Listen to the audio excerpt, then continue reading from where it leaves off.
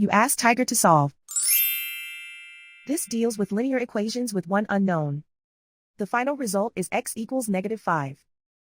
Let's solve it step by step. Group all constants on the right side of the equation. Add 6 to both sides. Group like terms. Simplify the arithmetic.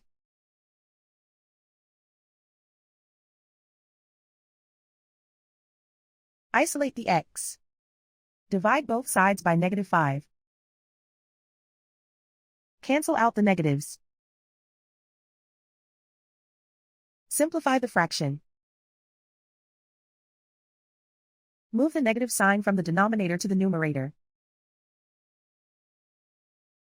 Find the greatest common factor of the numerator and denominator. Factor out and cancel the greatest common factor. And so the final result is x equals -5.